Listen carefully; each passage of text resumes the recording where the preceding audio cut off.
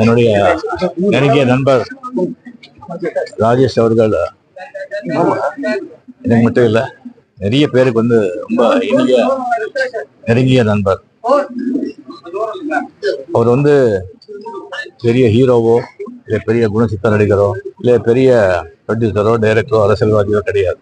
இருந்தாலும் தமிழக மாண்புமிகு முதலமைச்சர்லேருந்து இசைஞானி இளையராஜாலேருந்து எல்லா பிரபலங்களும் வந்து ஒரு மறைவுக்கு அஞ்சலி செலுத்துறாங்கன்னு சொன்னா அது ஒரு எப்படி வாழ்ந்தாங்க அப்படின்றதுக்கு ஒரு சான்று. இந்த ஆடு தொடாத இலையன்னு சொல்றாங்க, அந்த மாதிரி அது தெரியாத விஷயங்களே கிடையாது. நிறைய படிப்பாரு, நிறைய விஷயங்கள் தெரிஞ்சுக்குவாங்க. உலகில் இருக்கிற சினிமா, அரசியல், விஞ்ஞானம், மெய்ஞானம், ஆன்மீகம், மதங்கள் எல்லாமே அவருக்கு தெரியும். தேடுதல், அவ்வளவு தேடுதல். அவருக்கு தெரிஞ்சது வந்து எல்லாருக்கும் தெரியணும்னு சொல்லிட்டு பாடுபடுறாரு. அந்த மாதிரி ஒரு நல்லவரா அவர் வாழ்ந்தார். எனக்கு அடிக்கடி சந்திப்பாரு.